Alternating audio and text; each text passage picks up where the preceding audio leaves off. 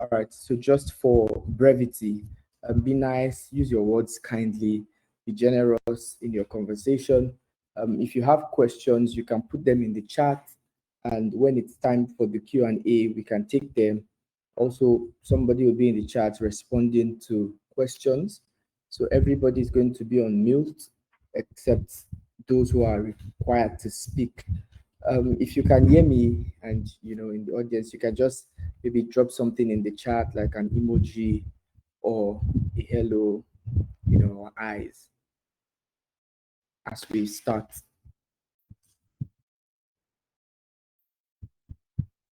Okay, amazing, fantastic, fantastic, awesome, awesome, great, good stuff.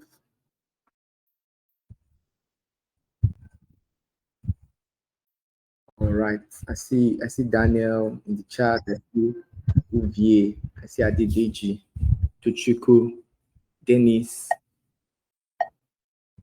Fantastic. I see Tosin as well. We have more people than that. Yep, I see Mayowa with the thumbs up there. Thank you. Thank you so much, everyone, for joining. Also, I see Tobe.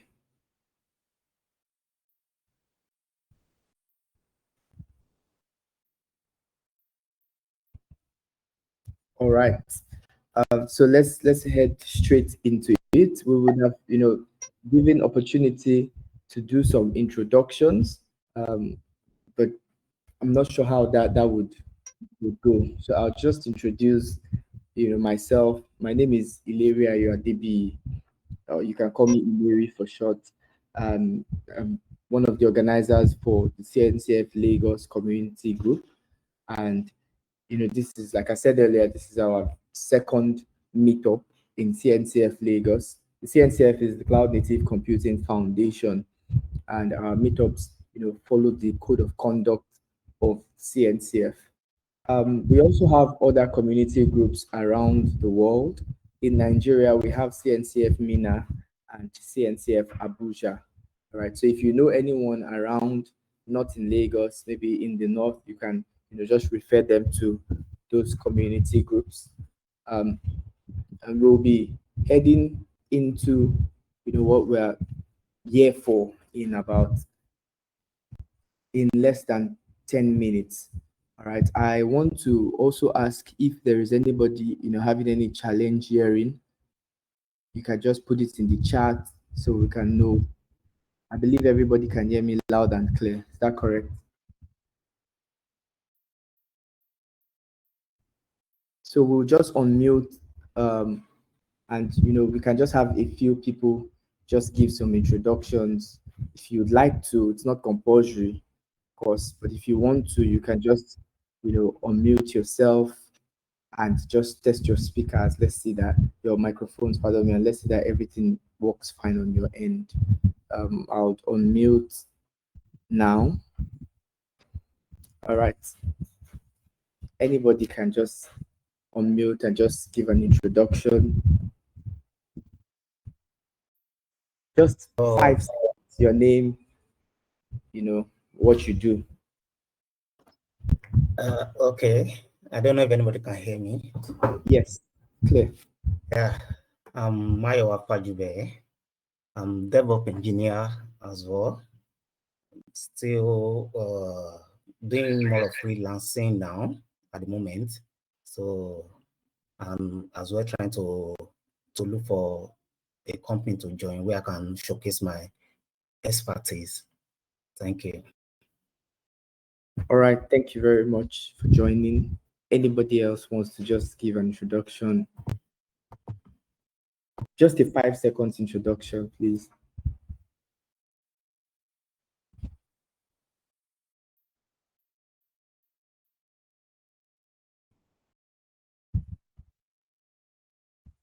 Okay, no one wants to go. So, I'm Emeka Henry, DevOps engineer, and Currently just working on several projects and looking for a job. So I think that should just be all for now. All right. Thank you. All right. Thank you, Mika. Someone else. I see Daniel is raising his hand. Please just unmute and speak.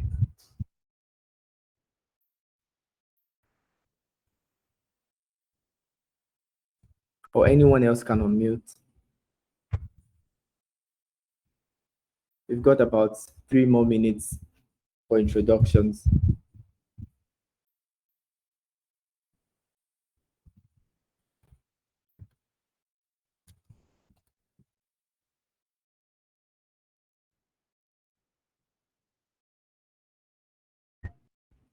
Oh, it seems like did I disable the mute again? Can you try to unmute? Hi Can you guys. Oh, okay, fantastic. Yeah. Good evening, everyone. I'm Daniel. I'm a software engineer.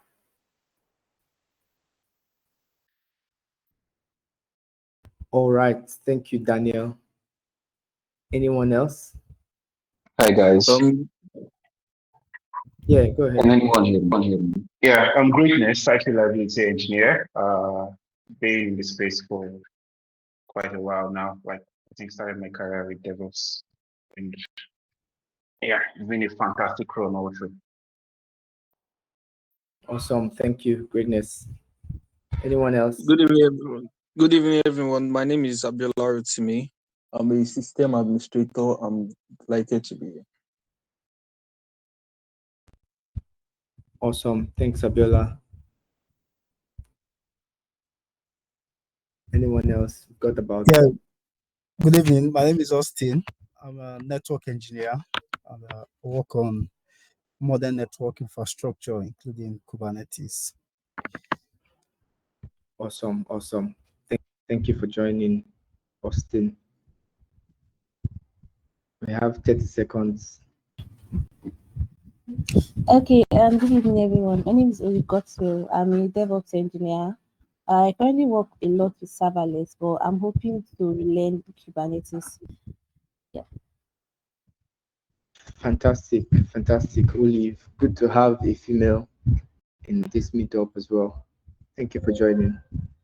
All right, so we have like 20 seconds.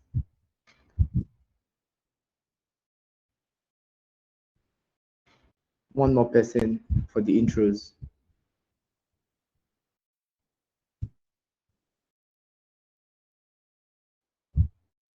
Going.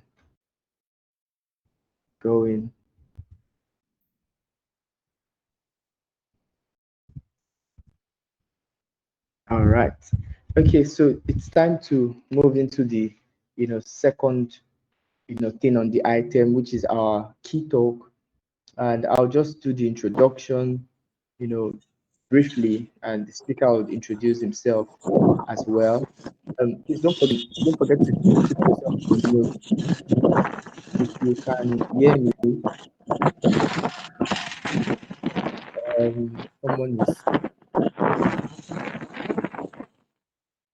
someone is not muted. 1 second to find that person. Okay, awesome. All right, so this speaker is Franklin Okpako, and he'll be speaking to us this evening, on enhancing network security and observability using Cilium. All right, Franklin is the DevOps engineer at Exodus, and we'll just open the floor for Franklin to take it away. Franklin, can you hear me? Let's see. Okay. Hear me? Yes, we can hear you. Okay. Let me just turn on my camera for a second. Oh, hi. My name is Frank, and let me just share my screen for you. I think I can do that as well. Give me a second.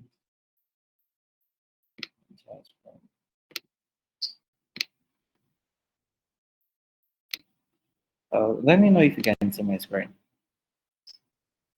Yes, can see your screen. Oh, awesome, awesome, awesome. Okay, so my name is Frank, and today we're talking about enhancing security and observability using Cilium, but specifically in the areas of network policy and using Hubble UI itself. And so currently, I work for a crypto company, and I also I'm the engineering lead at Nautilus Technology. Um, I currently work as a DevOps engineer also. Uh, we have it more like a feature. It's a block ops itself, which is to enable Web3 developers to easily set up nodes and just foster development really. And yeah, I think if you guys are into Web3, I would encourage that you should check out block ops. It's a cool feature as well, so I would say check it out. And yeah, so I want to start with what we should expect, just to align expectations as regards what the talk is about.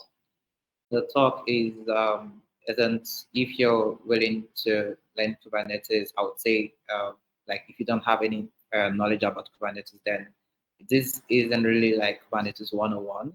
Yeah, it ranges from let's say from beginner level to advanced in a way, but still it just cuts across a few different things and stuff. So it does require you to have some level of Kubernetes understanding, and from there we go to the next step itself, which is more um, understanding what eBPF is, right? Why we have eBPF itself, and also understanding the challenges that brought about eBPF itself, right?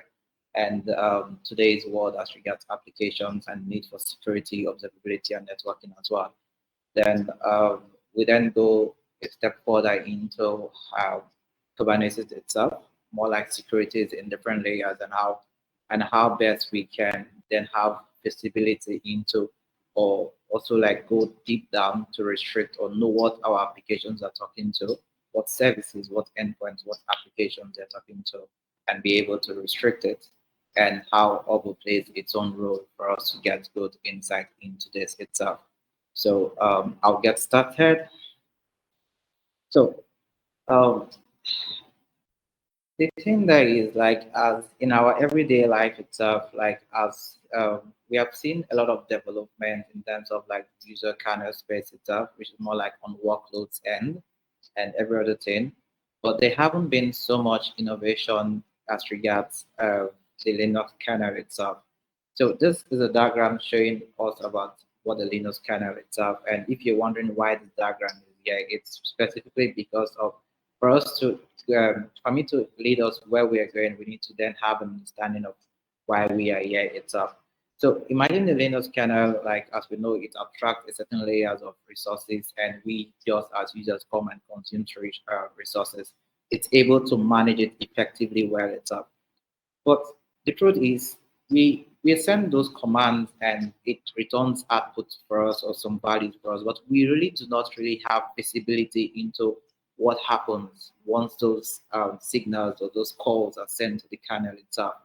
So everybody has built application. People have fostered. We are now in the cloud native space where there's lots of about innovations as regards containers and every other thing. But the major challenge is people want more visibility, more insight into the networking side of things, because if you agree with me, it's something that isn't much spoken about. So we want to get more insight into these things. So how do we then come to this level where we have good insight or good visibility into all these things itself? So now, this leads us to where eBPF comes in and how eBPF is going to play a role as regards how it can enable us as whatever roles we are to be able to basically have insight into what our application does, like the calls our application make in terms of different areas itself. So this brings me to what is eBPF itself, right? And sorry, can you give me? Um, sorry.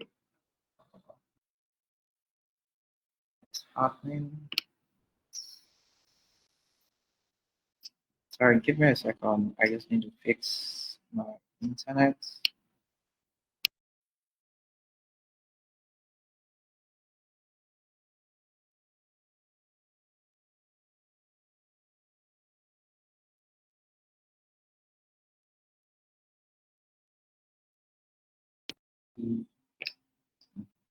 Yeah, sorry, I'm back.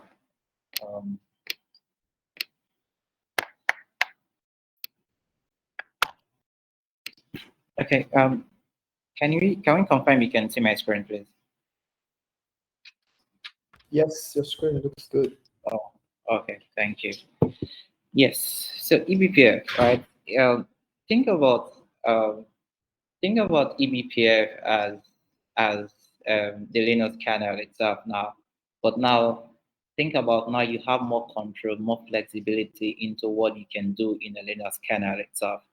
So more like now if you send an application to say, okay, get me a certain file from the storage or something, you are able to have good visibility into what is happening, right? Even in terms of networking, if you're sending like requests and the kernel is returning it, you want to understand like how are those things happening itself.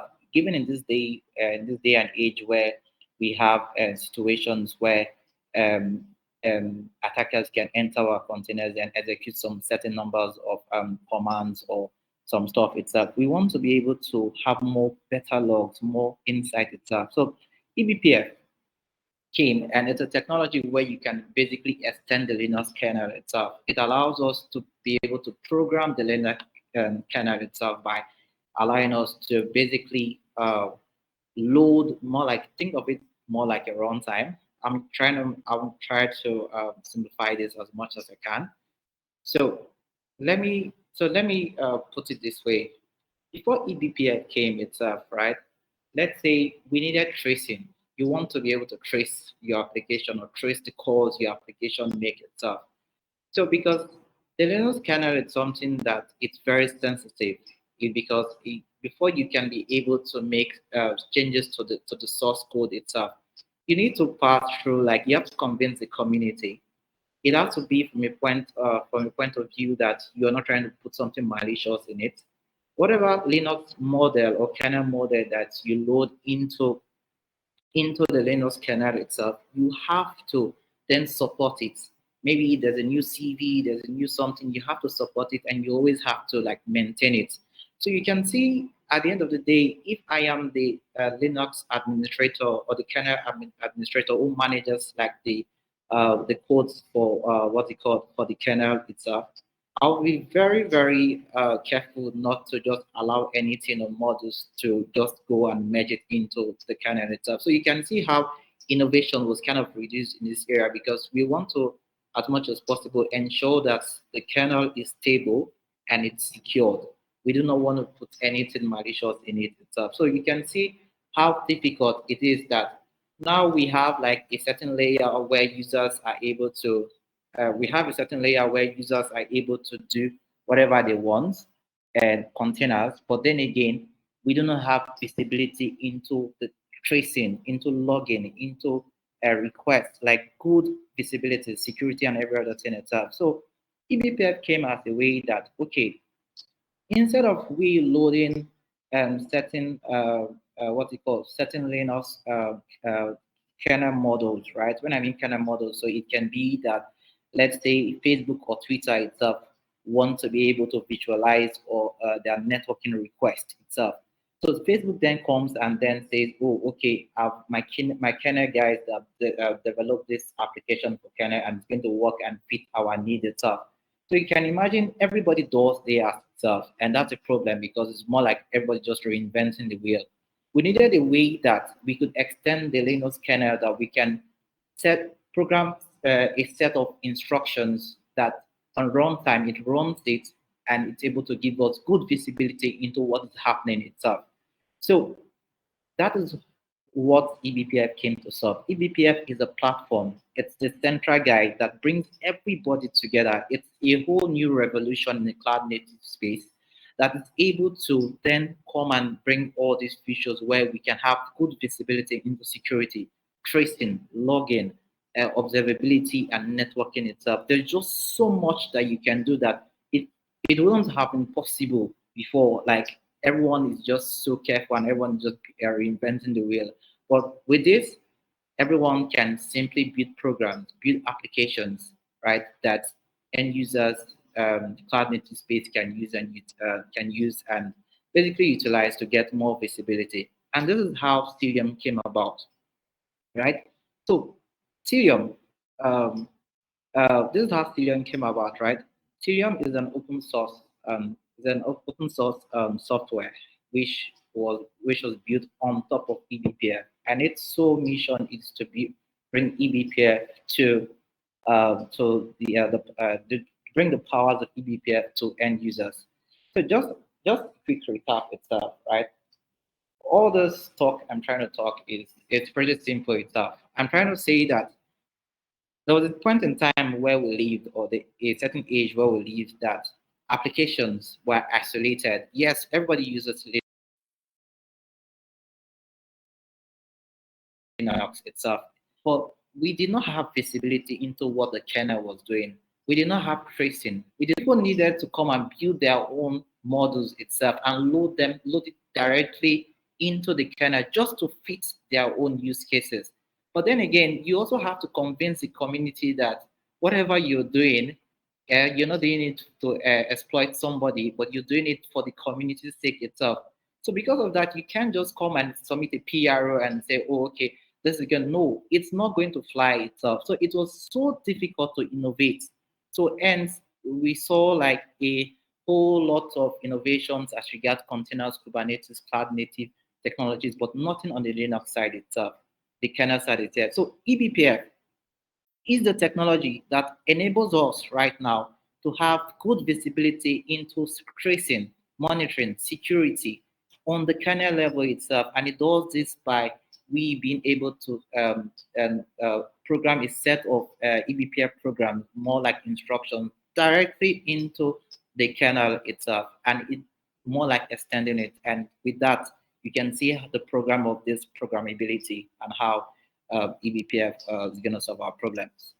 So with that said itself, I know that's a lot of like jargons itself, but as we go on, we get to a point where it gets clearer to the applications. So we all know people say Kubernetes is secure by default, but honestly, is it? So, and now I'm gonna be getting a bit into Kubernetes right now, right? So we start with when we talk about security itself, we always want to look at security from different layers, right? Depends on which level you're talking about. And in Kubernetes, there are different levels about security.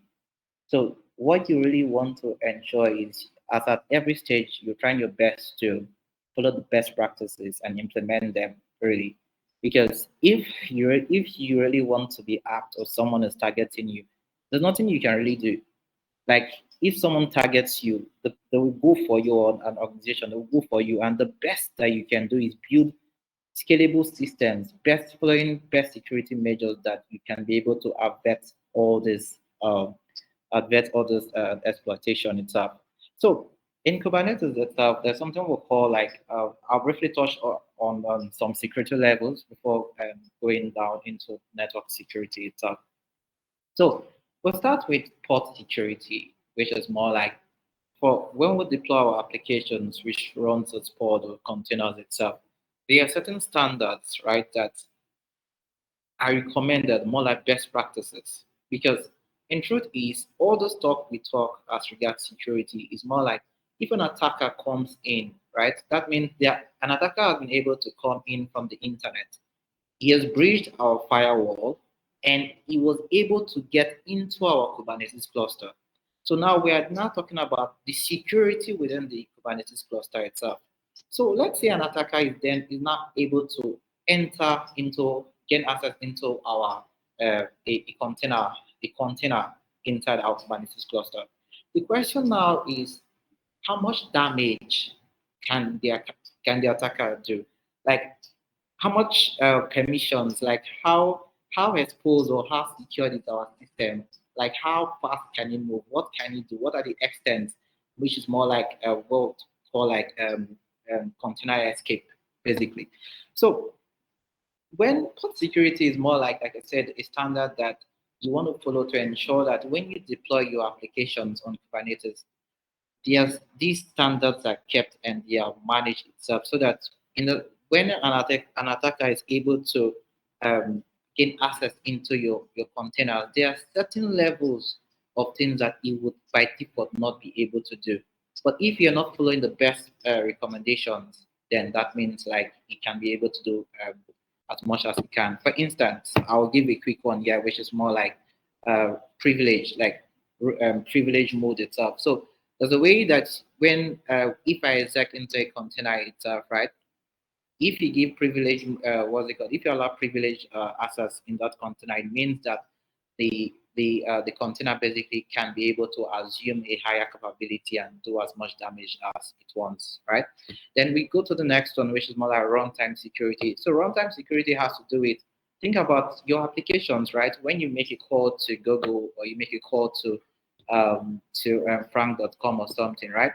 It's there's a certain sys call that is being made itself, right? So we want to be able to get visibility into those calls that are being made itself, which is more like Secom, and Prisma and Aqua are more like a what's it called, like open source softwares that get not really open source. I think it's paid, but allows you to have like good visibility into runtime itself, like what is happening runtime, what are the sys calls being made itself.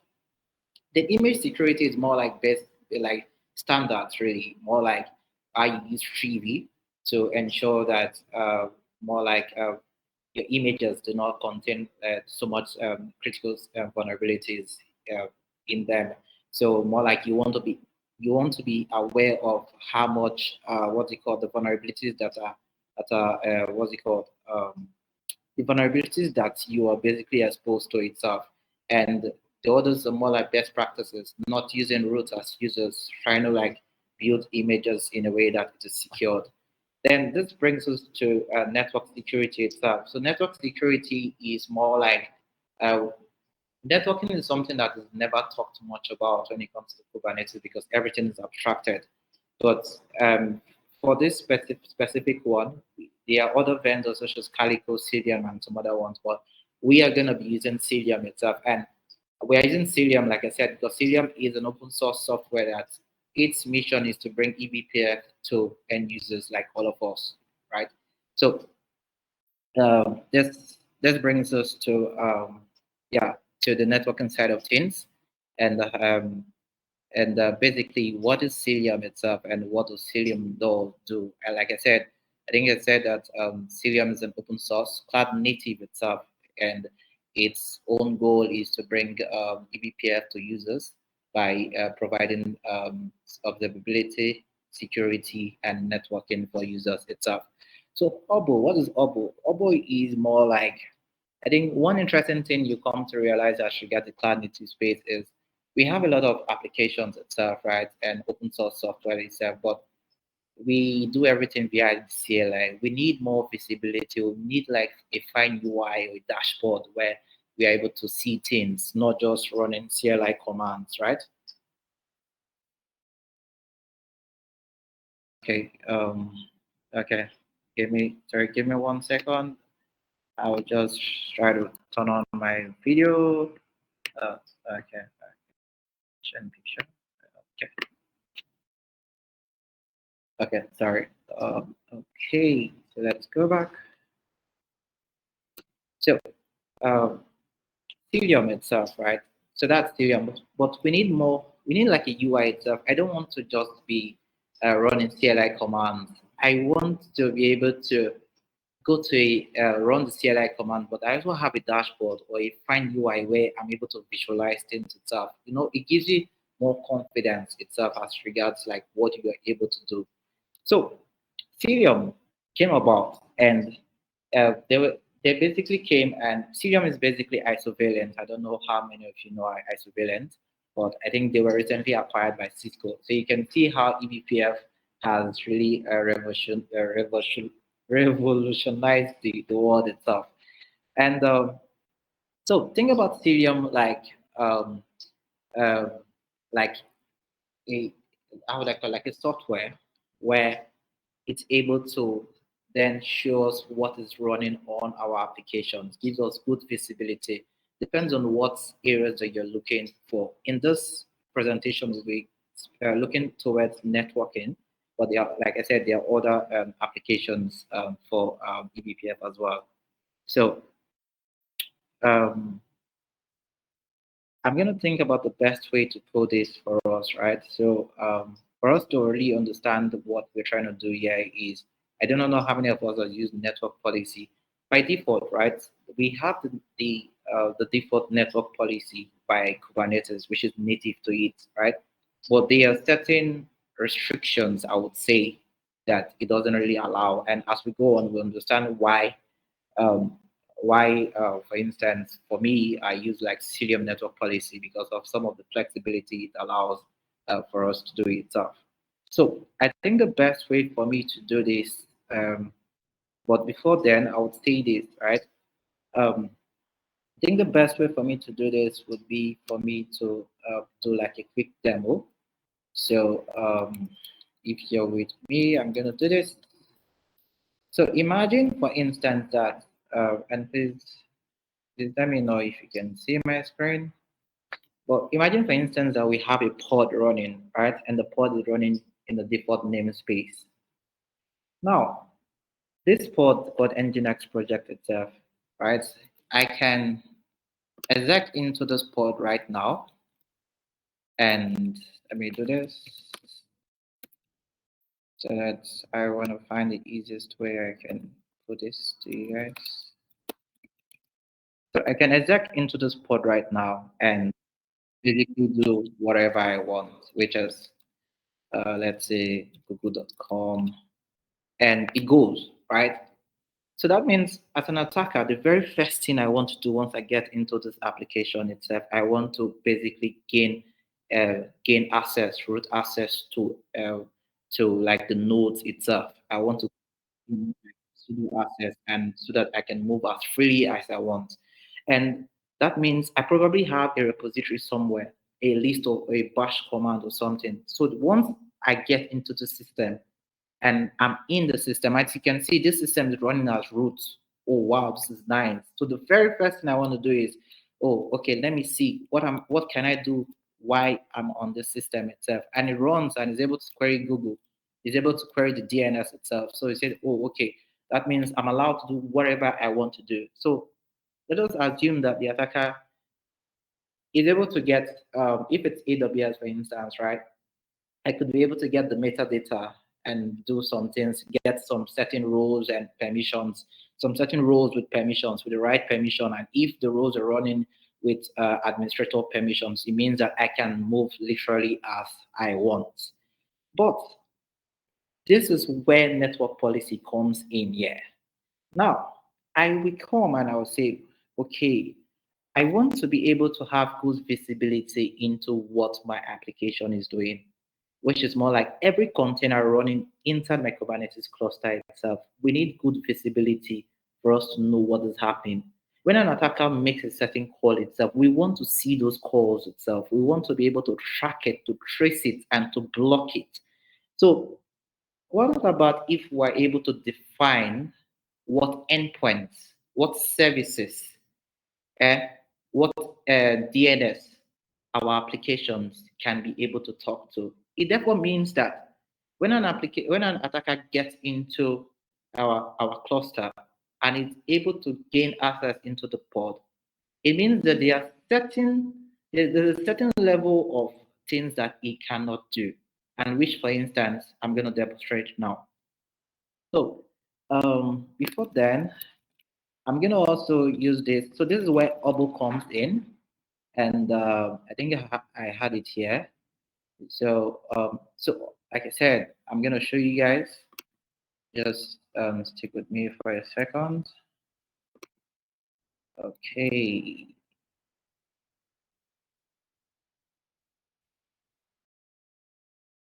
This is where Hubble comes in now. You can see the very fine UI itself, right? and my stuff, it shows you all namespaces that you have on in your Kubernetes cluster itself. So I come and I enter the default namespace, which I'm using for this test itself, right? I'm using this for this test itself. So I want to show you guys, oh fuck, all right, let me do this.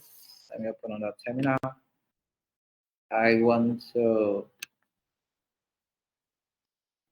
I have other namespaces, but more like I want to use the default namespaces because one of the things is you do not want to expose Hubble to the internet because it's more like once I'm able to get access to Hubble, I can see all the requests you're making. I can see whatever your applications are doing itself. So you can imagine if you have some sensitive or you do not want to really know something, people can basically know what the application calls just from looking Hubble itself. So that's why I'm port forwarding to it. So you can see I did this now. Now let's go to Hubble itself. Can you guys see this? This is the pod itself called Nginx project itself. And I just made a call to what they call to Google, right? Now, this is not recognized as Google, right? But we do see the call is being sent on port 80 and it's forwarded, it was succeeded, and it went to this port itself, and we can see that nothing is dropped. So what Hubble does for us is Hubble shows us a few things called verdicts itself. So verdicts are more like whenever you make requests, they are forwarded. They're forwarded. Whenever requests are denied or blocked, they are dropped, right? Audit is just like you auditing the network traffic flow itself. So think about the Hubble UI as an interesting what's it called? Let me see if I can show you guys something here. Let me see. Yes. So imagine this. So this is the live application itself running 7 requests itself, right? And it's making requests to different endpoints and ports itself. So you can see how from here, Hubble gives you good visibility into in real time what your applications are making calls to. So you can choose if you want to block calls to certain FQDNs or within your Kubernetes cluster itself. So I'm going to go back here and this is what I'm going to do. So I'm going to do this again because I want to show you guys. I want to implement a network policy. So network policy works in different ways itself, right? But most likely it uses something called labels itself. And this pod itself is named app Nginx project itself, right? So that means whatever number of deployments or pods are running, the labels is consistent itself. So we want to be able to up and set a rule for it and let this rule apply for all pods and services. So this, I'm going to come back here and before going further itself. So think about your applications, right? As let's say this, let me say which is a better way to pull this for you guys. This way. Sorry, give me a second. Okay, yes. Okay, awesome. I'm gonna zoom this. I'm trying to do this as in real time as possible so that everyone understands and have like good insight what I'm trying to do. So let's say that my application is called what's it called here?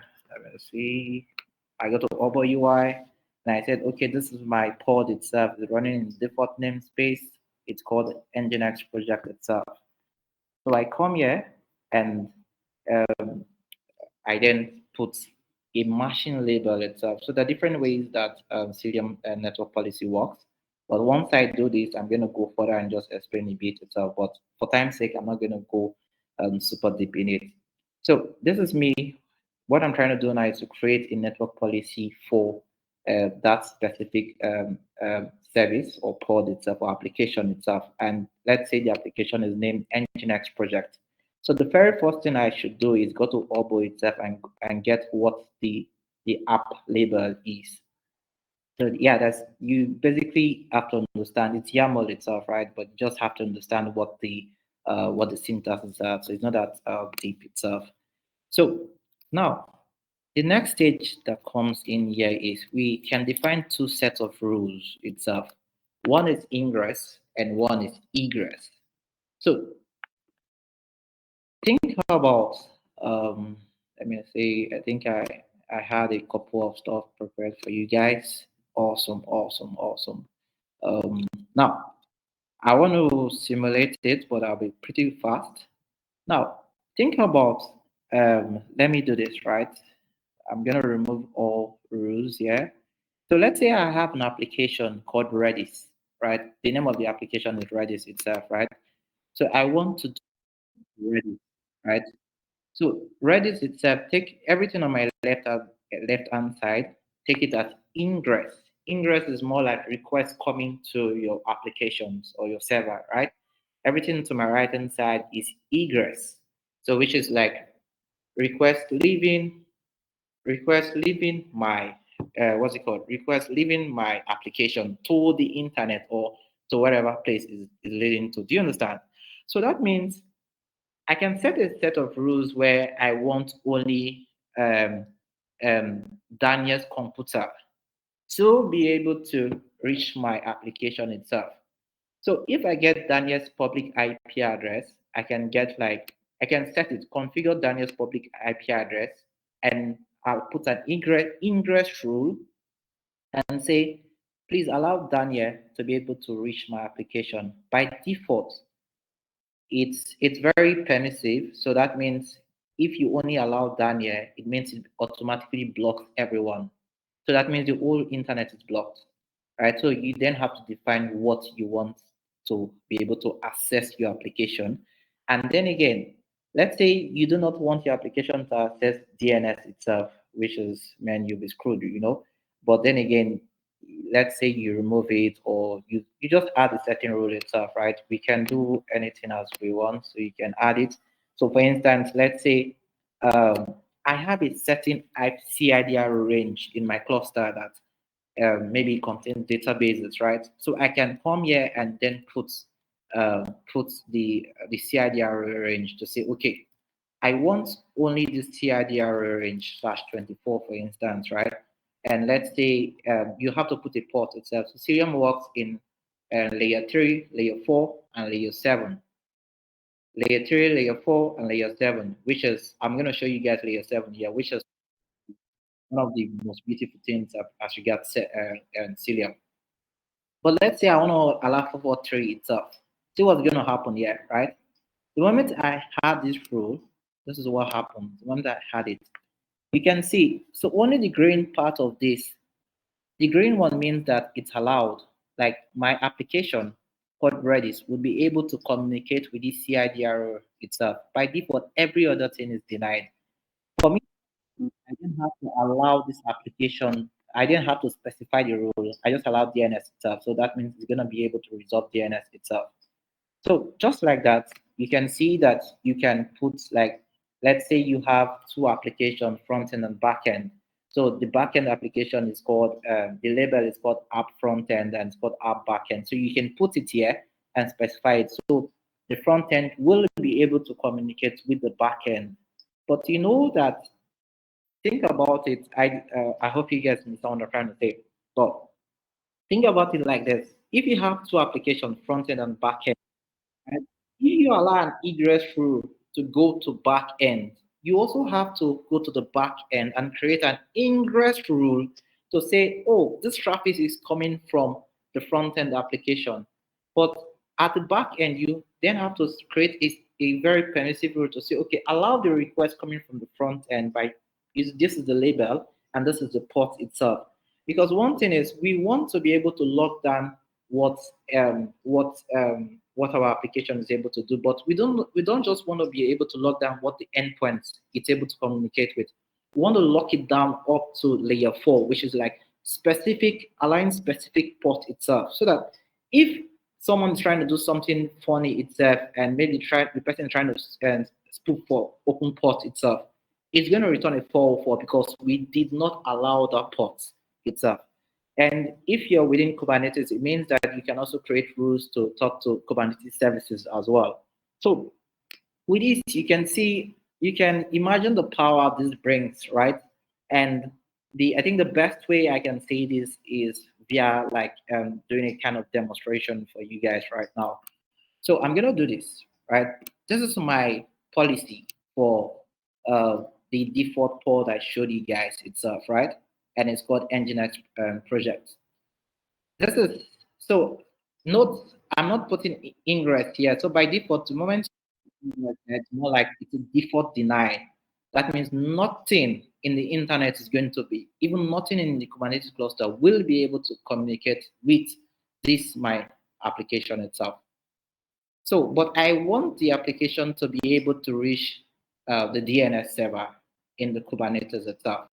Then I then come and say, okay, this is I already know the labels, right? I know what the label is, so that's why. So I'm just going to make it fast. Then I'm not saying, okay, please be able to reach our Kubernetes DNS, but also please don't go to any other port. Allow only port 53. Then we're also able to specify the protocol. Is it TCP? Is it UDP? But most times DNS works with like what's it called, TCP and UDP as well. Then this is the beauty as regards what's it called, Cilium itself. Let's say we want only to resolve DNS name that just comes from Cilium.io itself.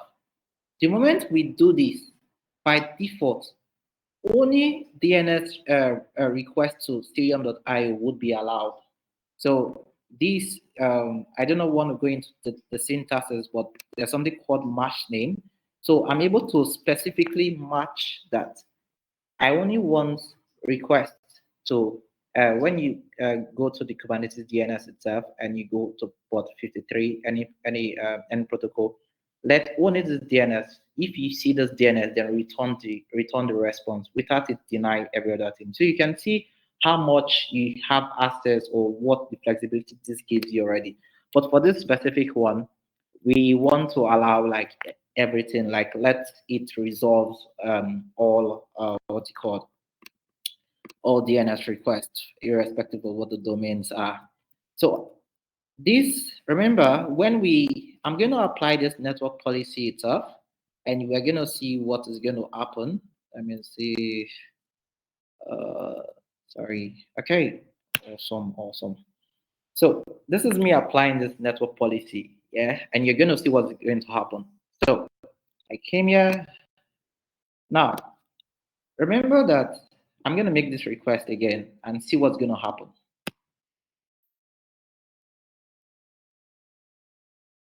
That's it.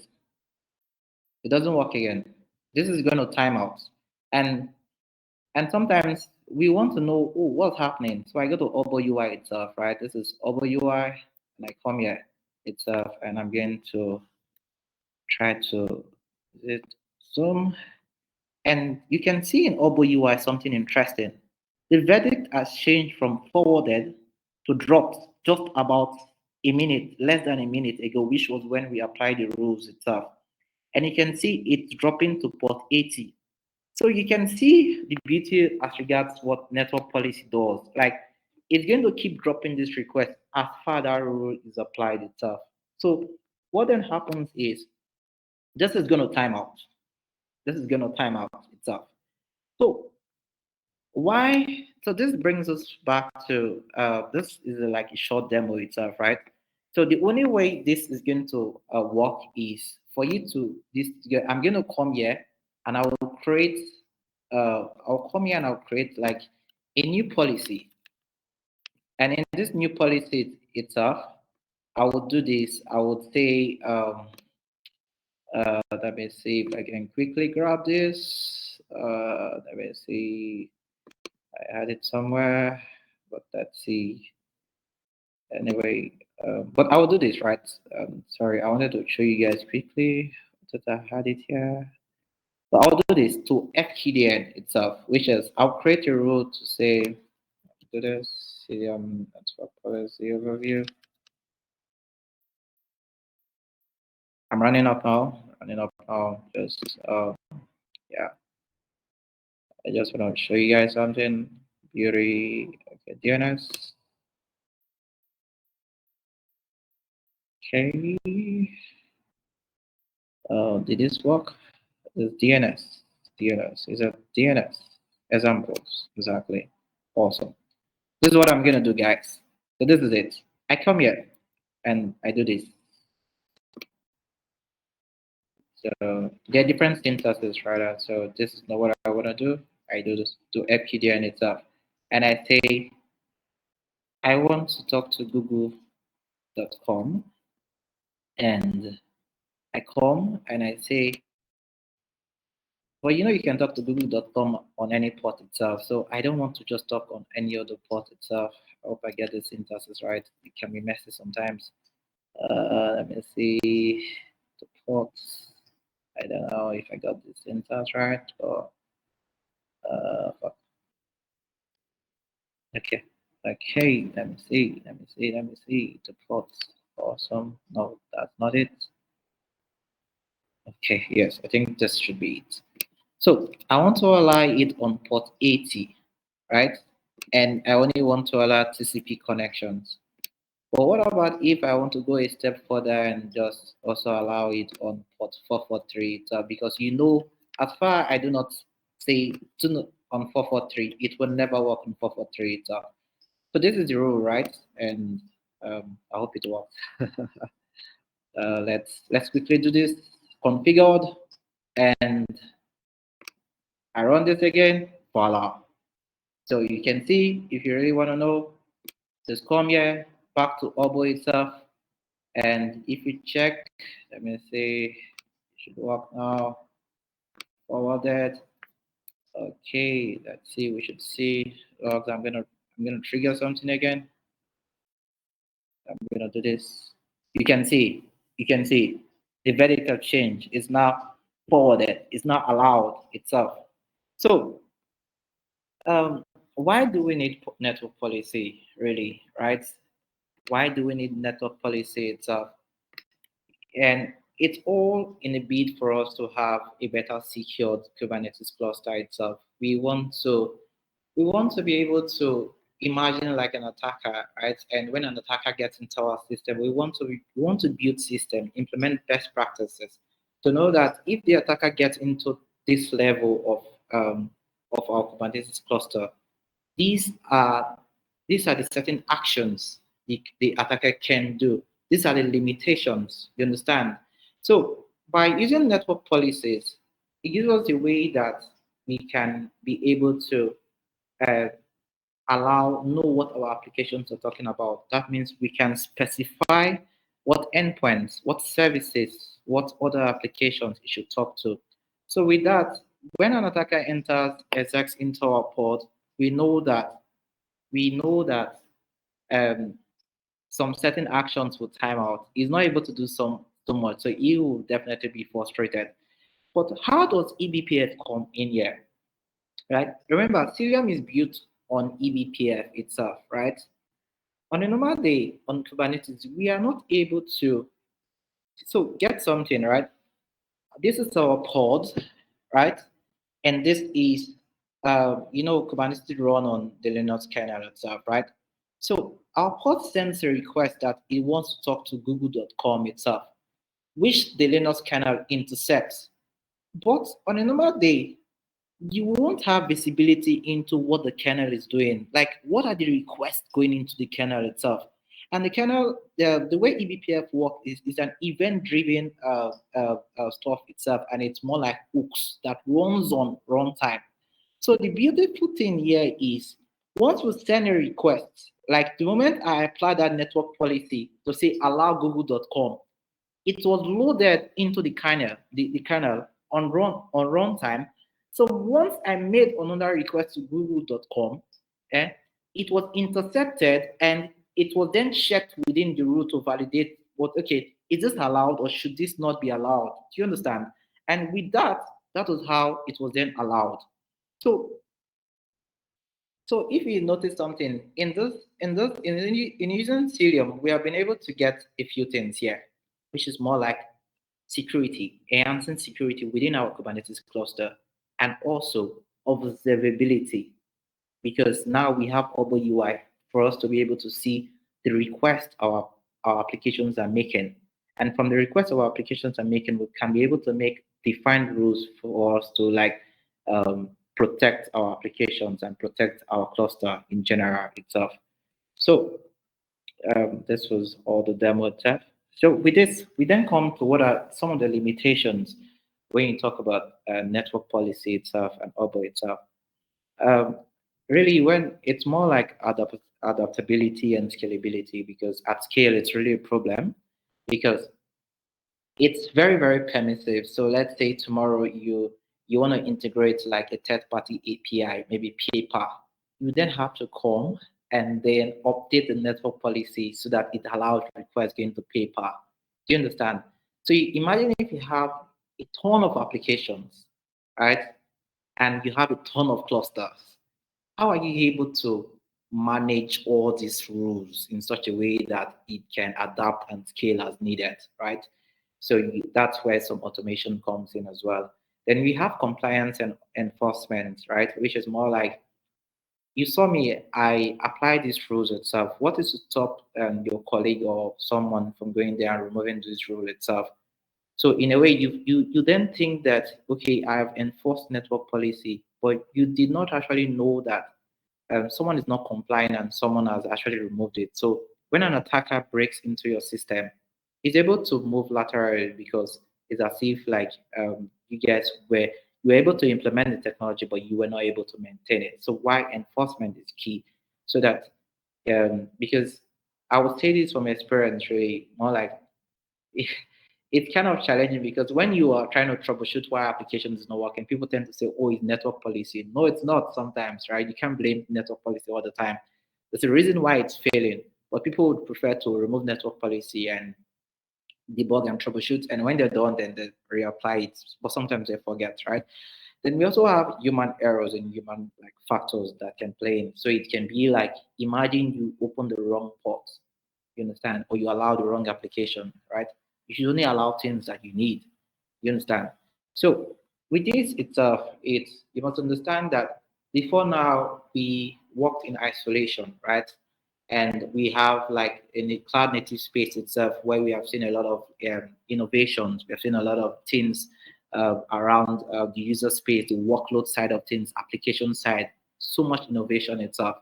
But all this innovation, why we focus on isolation and security and scalability and so many beautiful features, the Linux kernel was something that we did not have good visibility, or we did not have like certain programmability that we can say, okay, when I run this command, I want you to check some certain feeds and then decide to do this. We do not have a common consensus, like a platform where people can come and build different features and easily load it into the eBPF runtime without what's it called, compromising the security and stability of the Linux kernel itself.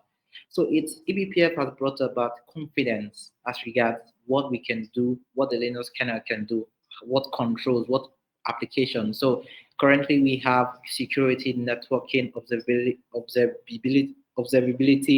and what's it called, tracing. Tomorrow itself, it means that there's a room for people to come and build more applications, more eBPF enabled applications and programs to like help the community further itself. So this is what Cilium has done by using network policy and Hubble UI itself. And I would say without eBPF, you will not be able to have so much insight into those network requests you saw and how, and even on runtime, apply or update your rules as you want it to be. So, like I would lastly say, security is a continuous defense game. Do not wait until you have like an attack before you decide to act. I would say start with something, right? The listing, even though it's port security, look at it from different layers and also consider what an attacker can do, because you do not want to be the guy when things go down. So these are references, and thank you. Awesome. Thank you very much, Franklin. Nice one there on Cilium, eBPF, networking, and security. Thank you very much. So in the audience, if you have any question, all right, please just raise your hand and I'll unmute you. If you've got any question, okay, I see somebody. All right, I'll just unmute you. Please take it away.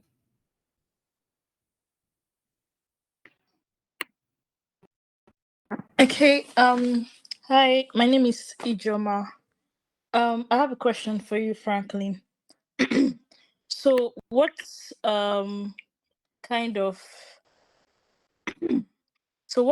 security mechanism does the Hubble UI have? Because like from the demo, I noticed that we didn't have any. You didn't show like an authentication or before accessing the Hubble like UI, and that means like if someone has access to the UI, that person can like have access to all these security policies. So can you just explain, or maybe I don't know? Yeah, sure. That's a very good question. Well, I did say this that the over UI, you probably want to expose it behind the VPN or in your internal network. You understand? Because it's you. So if you look at something here, did you notice that I port forwarded to the application to the Hubble UI itself, which means that it is only on my system that this is accessible. No one on the internet can reach this Hubble UI itself. So it's not exposed to the internet because I honestly do not have a VPN itself. So, and if you see my terminal here, you can see this was when we port forwarded to it itself. And Hubble UI, it's not so Hubble UI itself, right, gives you visibility. Let me tell you something. Like the one thing you come to know is you work a lot with CLI, but sometimes you also want to see it for yourself. Hubble UI is that tool that gives you that insight into your request, into your pods, into your namespaces, into what has been dropped, what has been accepted. Like you honestly, like this is like, I'm going to show you like, okay, anyway, I don't want to show you too much, but basically that's to answer your question, that's it.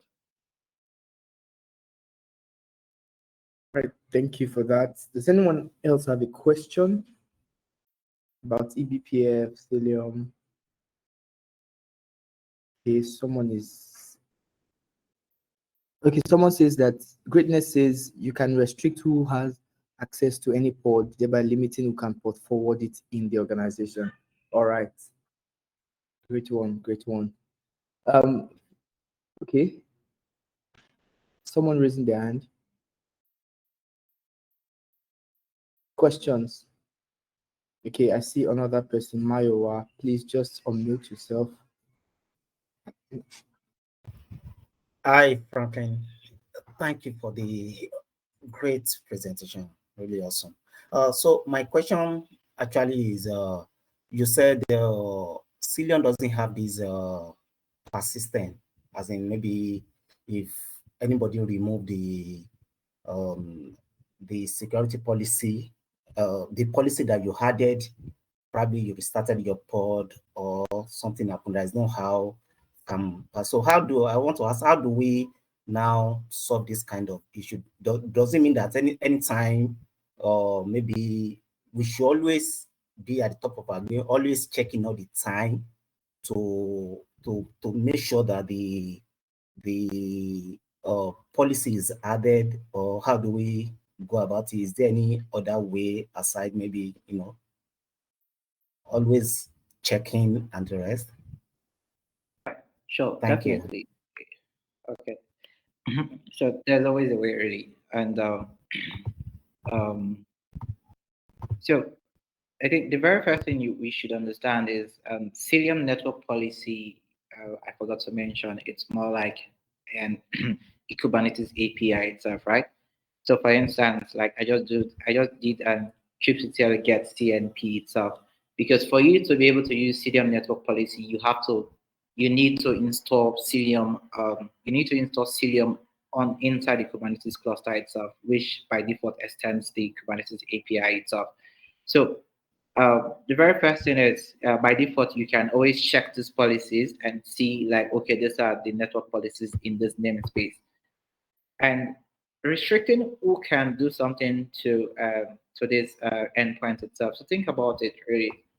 I am a Kubernetes administrator in this cluster itself. Let's say I have another user itself. That's where Aruba comes in. So I can create like certain rules and rule binding to say, okay, I need this guy to, I do not want this guy to be able to communicate or do anything or send some certain request or edit the Cilium network policy API itself. I only want you to read. So by that, I actually am able to restrict what people can do within those that have access to the Kubernetes cluster. But then again, if we are all administrators itself, like someone can be debugging and is already frustrated. So out of that frustration, he goes in and just decided to delete the network policy. You can also set in alerting where you are able to, we do this, like I use Cilium in production already. So we cannot set like alerts that I think we set alerts. So anytime someone deletes a network policy, we get a ping via a channel to say, oh, Frank just deleted this network policy in this namespace. So we know we have visibility into, oh, this is the human being that just went to delete this itself. So there are different controls that you can build around it, but yeah, that's it. All right. Thank you for that, Franklin. Does anyone else have a question? Okay, so Theophilus, I'll just unmute you. I can find you quickly. 1 second.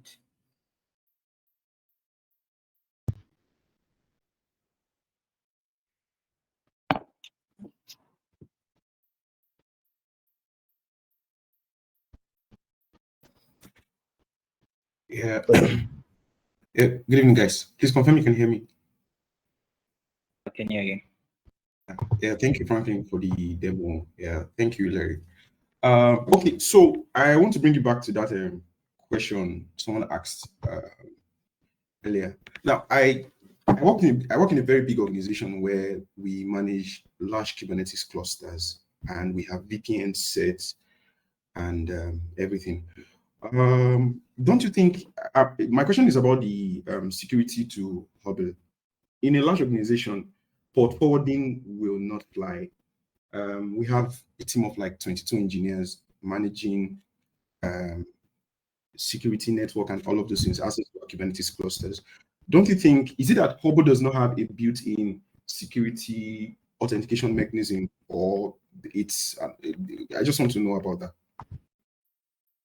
So you can I can create like an ingress for Hubble itself and just put a domain behind it, and it works, right? Anyone can reach it via the internet. So I can just use the Nginx ingress controller and just like, hey, go to hubble.frank.com and it routes here itself, right? So you can actually do that. And with that, anyone that has like access within the network can go to that URL and access it itself. Well, that is one, but you know that, like I said, if you saw, Kubernetes by default is not secured really, if you think about it. So the question there is more like, let's say there are certain applications. If you deploy your applications, you then have to, it's more like a design decision itself. Do you want to expose your application to the internet? Then okay, I put like a URL in front of it and let everybody be able to access it to it. But if you do not, then you then want to find a way that you can expose the application internally. So Hubble UI is one of those that you can. It doesn't currently support what's it called? It's more like Google Auth or something. No, it doesn't. So it's more like use it internally, and I think so far using it behind a VPN is more like the best one I would recommend. Okay, is it an open source application? an open source. Cilium is an open source application, and just to add so that someone doesn't come again quickly, it's more like, so you know how we have I do not want to go further, but please just stop me if I'm talking too much. Think about ENIs, right? You have AWS ENIs itself, right? Which is more like those runtimes, right? Cilium also has its own ENIs itself, right? So when you install Cilium itself, you can also use Cilium ENIs. And what that allows you to do is basically, I didn't think I forgot to show you guys about layer 7. So you can be able to create specific rule to say, okay, let this application talk to this port, and let's just imagine Prometheus. I want only Prometheus to script on a metrics part. So you can decide HTTP request, get, and depends on the method you want itself. So yeah. Okay, that's fine. All right. Thank you. Thank you. All right. Thank you, Theophilus, and thank you, Franklin, for that answer. Does anyone else have a question or some feedback?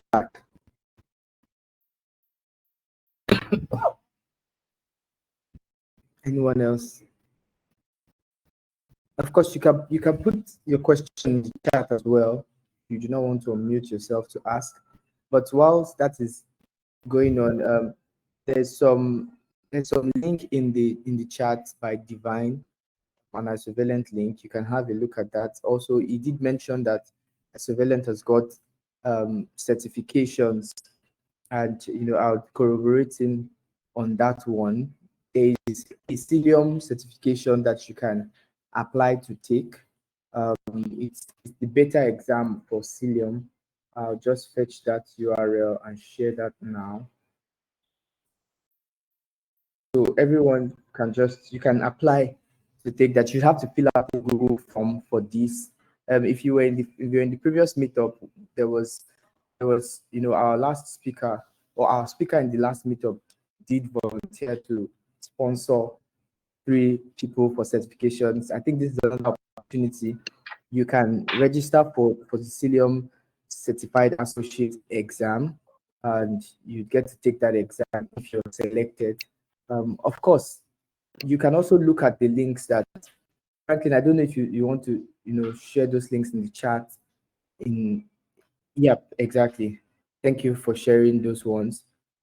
Myself as well, whilst we're waiting for people who have questions, for me as well, I've used eBPF with Falco. It's a runtime tool as well, which is pretty great. And Cilium has become the de facto standard for Kubernetes networking. So if you're doing Kubernetes, you definitely be doing Kubernetes networking. And if you're doing Kubernetes networking, you have no choice than to use the standard tooling. And so Cilium is one tool that you should have a very good understanding of, like Franklin just showed to us. Does anyone have any question before we move along? Okay, we have just about 30 seconds.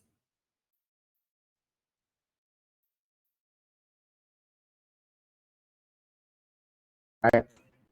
So thank you, Franklin, for that talk. We really appreciate your time. Thank you for giving us such a wonderful explanation on Cilium networking and security. So also to mention that if you would like to speak at any of our meetups, you can feel free to reach out. You can fill the form, the speaker form on Twitter. It's been shared before. You can also send a DM on Slack, or you can reach out to us on Twitter as well, on the CNCF Lagos handle. Please do well to follow as well. This particular meetup is being recorded, and hopefully we'll put it on YouTube. Okay, there's a question. We're not done with the meetup yet, actually. There's still several things lined up for us. We have another 10 minutes talk from one of our soon-to-be partners. We also have the announcements for the winners of the last scholarship, that was announced at the last meetup.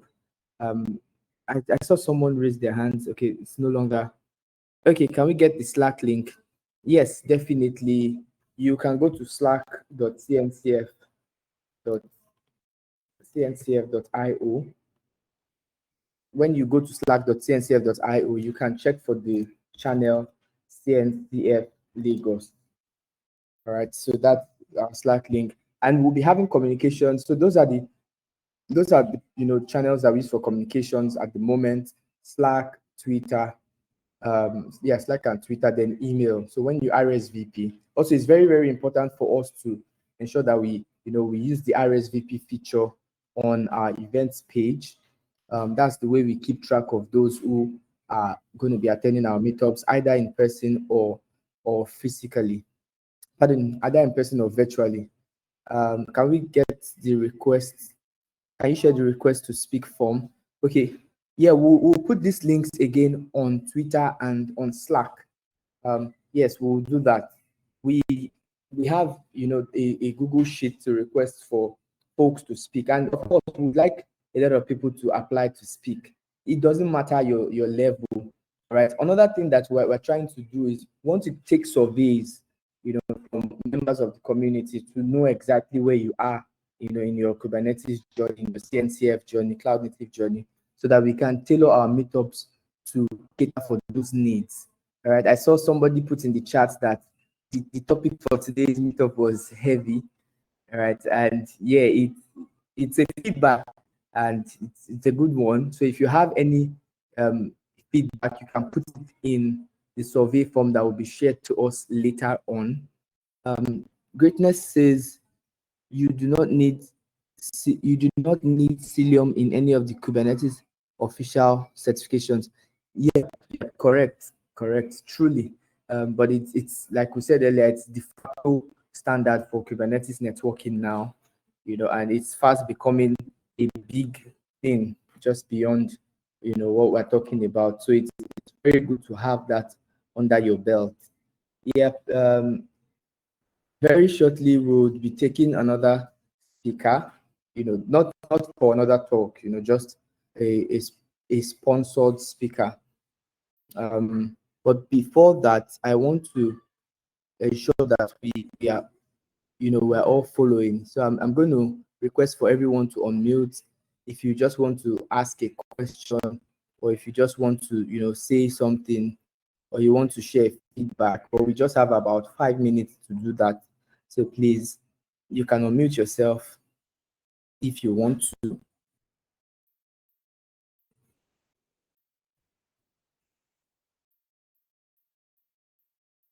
So if you want to, you can unmute yourself and speak.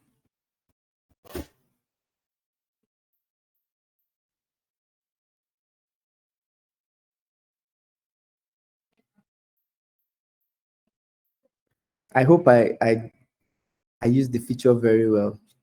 Can you unmute yourself, anybody, so that I'll be sure that it's working, that feature is working? Larry, yes, there was a prompt. Yes. And that prompt is not as if it will unmute all of us. So it will just ask you to click a button. Oh, okay. All right. Yeah, Thank so you it's for not that. as if it will unmute us. So yeah, it's working. Awesome. Thank you. So does anybody have, like a question or a feedback? It doesn't have to be related to the talk, maybe for our community or what we're doing here.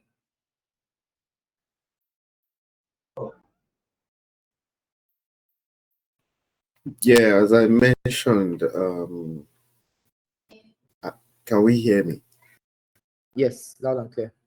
Yeah, so let me just say great job, Larry. And there's I think the next I can try to get a speaker who presently works with Amazon. Is in depth when it comes to open source applications and as regards to cloud. Yeah, we can talk more about it later, right? And also, yeah, that's pretty much my contribution for now. Also to say a very big thank you to you, Larry. Great job. Yeah, thank you for that, and thank you for joining. So we're going to put out a survey form, and the form is particularly for us to know how to support us better, all right? Because we understand that there are several people in the community who are very new in their journey, and they would like for things to be broken down. We're also looking forward to hosting some trainings.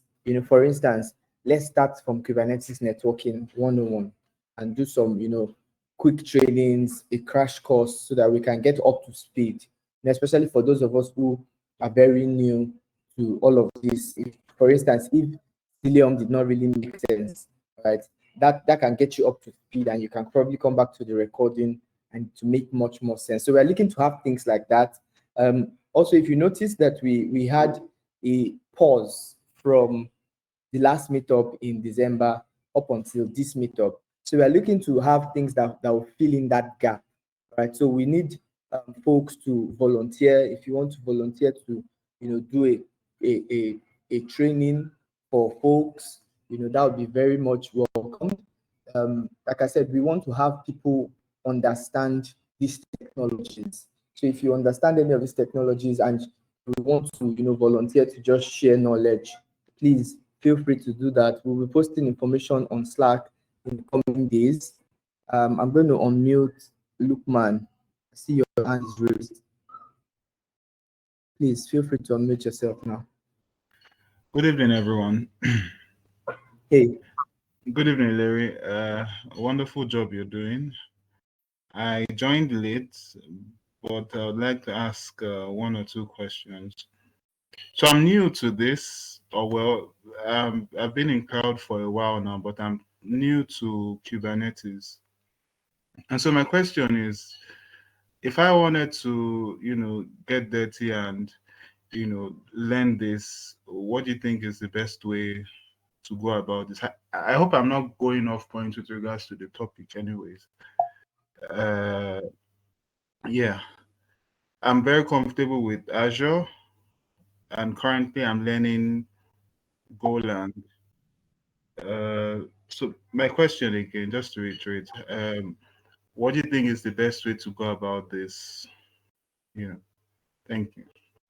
All right, you said two questions. Is that okay? Maybe one. Excuse me. Okay, all right.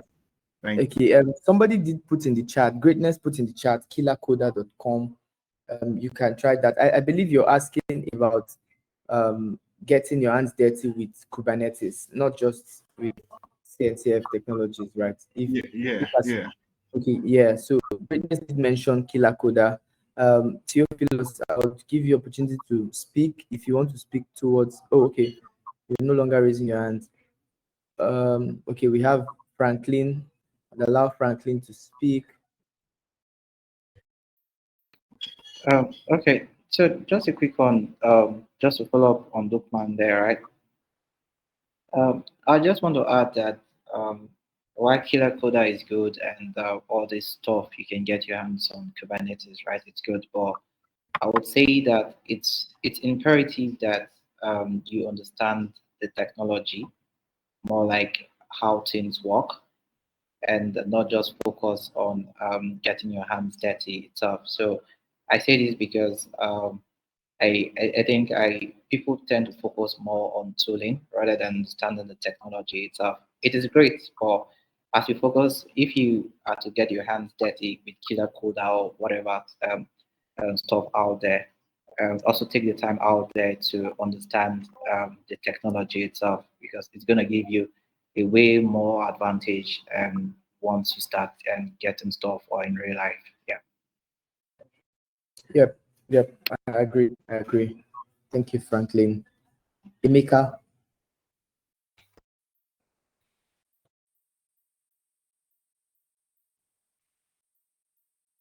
Okay, Emeka is not speaking. Theophilus. Yeah, so I wanted to speak towards what Lukman asked. right? I think the best way to go through this thing, right, to get your hands dirty is first, if you don't understand Linux properly, I would advise you just go through the Linux route. Get WSL. If you're using a Windows computer, you could do WSL. That's Windows subsystem for Linux.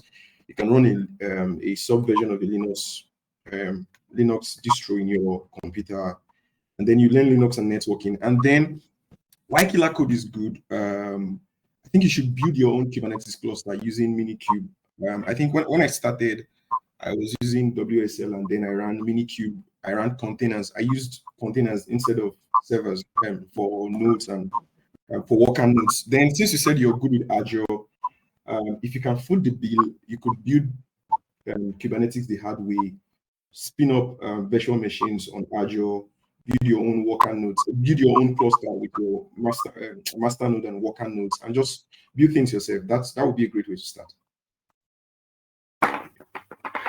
Oh, okay. Just to add to what you said, sorry. So instead of Linux, can I go with Golang? Golang is a programming language, and I don't know how you can use that route, but I think the basics must be Linux. You have to understand Linux, right? Understand the basics of networking, how networking and these things work. I don't know how Golang can come in right now. I don't write codes in Golang, so but this is how I got in. Right now, managing lots of Kubernetes clusters. So this is the route that I know. Okay, thank you.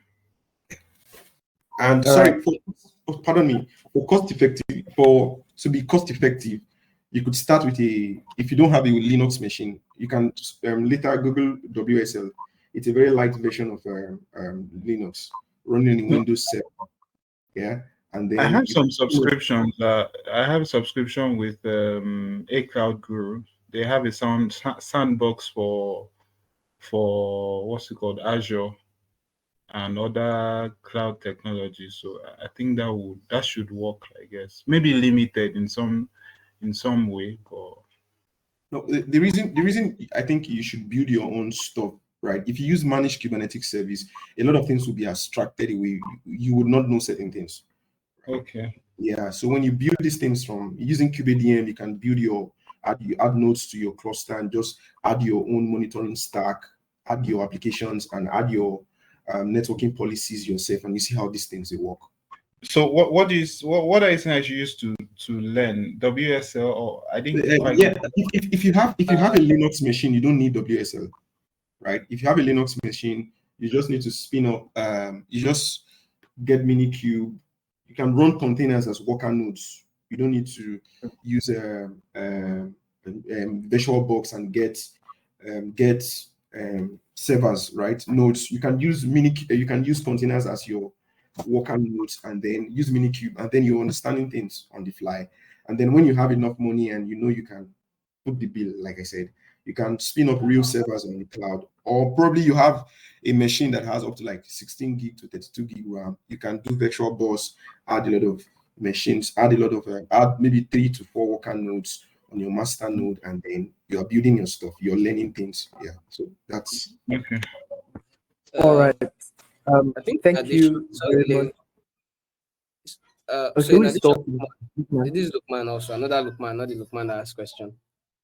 Okay. In addition to what Theophilus has been saying, yeah, if Azure is where you are coming from, you are comfortable with Azure right now.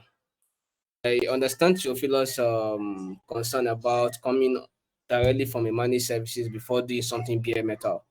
But if you are comfortable with Azure and you really want to like maybe quick low hanging fruit, let's say where you are currently working, you need to try containerization ASAP. You can try the AKS, Azure Kubernetes Service. It's managed, but it can also start like it can also be like a starting point for you. If you have a cloud guru I know has like deep learning, like if you really want to learn it from start to finish, whatever system you are using, if you're using a Mac, you don't need anything. You can easily set up a Kubernetes environment, cluster and all what's not on your MacBook. If you're using Windows, yes, you can go through the WSL route. But whatever route you are using, whether machine dependent or non-machine dependent, In addition to what Theophilus is saying is, depending on where you want to start from. If you want to start from low hanging fruit, like you need to get some things done ASAP, maybe where you are working, you can go the AKS route because you are currently working in Azure. But if you really want to like do 0 to 100, then you can take your cloud guru, start the Kubernetes course there, whatever they are using. If you have a MacBook, if most of those tutorials they use MacBook, so but just in case you get stuck, you can just do like a WSL on your Windows. That WSL is like you go to your app store on your Windows, download Ubuntu, install it like a normal application. It will leverage on WSL on your system and it should work. So don't be like too scared about it. It's like very basic, not too mad, not too crazy. All right. All right. Thank you very much for that. Thank you for the questions, and thanks to everyone who gave their suggestions on how to go about that. Unfortunately, we cannot take any more questions at this point. So please just ensure to use get in touch. If you have any questions, reach out on Slack, reach out on Twitter. Let's get the community going. Actually, for instance, you don't have to wait till the next meetup before you ask a question. I'm sure people will be willing to respond. All right. On Twitter, you can just ask a question and tag CNCF Lagos, and we would retweet and we'll push it up so that people can see it in the community. So please, let's engage with us on social media, and that would be attended to. So we'll get the slides across with the permission of the speaker, Franklin. Thank you very much. Right now, we want to move into just a call after the meeting. I'm not sure when, but we'll definitely pass the links if we do get them, if there's no glitch. So expect that from us. Also, we, just to mention that we did reach out. We saw our comments, especially for those of us who applied for the scholarship during the last meetup. And we saw a lot of comment on exchange rate and things like that, folks cannot make the purchase of certifications. And it was very well noted. So what we did in CNCF Lagos was that we decided to reach out to the CNCF to see if we could be considered, based on our purchasing power parity, if we can be considered for discounts. And so we are working on that to help members of the community get certifications at a discounted rate. All right. If you are happy to hear that, you can just maybe put some things in the chat, or you could put a thumbs up. Yeah. Thank you very much, Theophilus. All right. So we did reach out to the CNCF, and we're trying to see. Nothing is cast in stone yet, but hopefully we'll get some good news on their end. And if you still need certifications, all right, you can take the Cilium certification, the beta exam.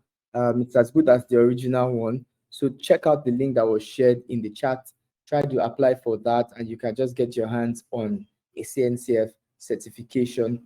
Also, this is where we announce the winners for the scholarship. Let me see if I can share my screen. Okay, you probably have already seen it, but we did. Okay, can you see my screen? Let's see. All right. So Michael, that's the speaker in the last meetup. He volunteered to give scholarship to 3 participants, and we had over 41 people. No, we had 41 people, exactly 41 people who, applied for the scholarship. Thankfully, we had some way to check in people in the last meetup, and while we're screening for people who attended, we found that quite a number of people who didn't attend the meetup also applied for that, and they were automatically disqualified, sadly. And we also, because this was based on criteria that Michael had set, so Michael had to do the picking of the candidates himself. All right. So we have 3 people who will be taking the KCNA on Michael's credit card or debit card, whichever one. And if you can see my screen, We have Daniel Osaruk Tamwen. We have Edmond Oyo, and we have Lukman Balogun. Congratulations to you guys, on that one. Michael gave his reasons why he picked them.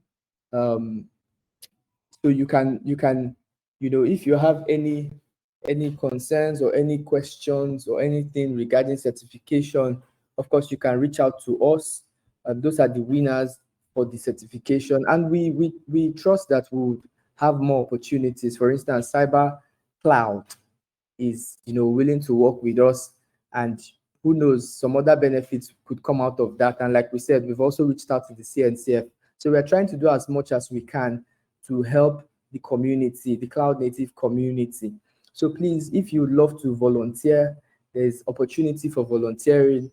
If you love to speak, there's opportunity to speak.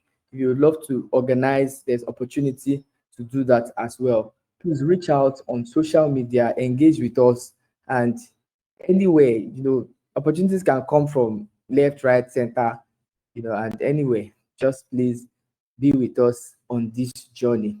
Let me just quickly look at the agenda. All right, so announcements. We're looking forward to hosting another physical meetup in March. All right, we're looking forward to that. Nothing is set yet. Tentatively March. All right, it depends on how we're able to get funding. We had some generous folks who decided to donate towards our meetup the last time. We're also looking to get t-shirts for folks who were around, but unfortunately we couldn't get that.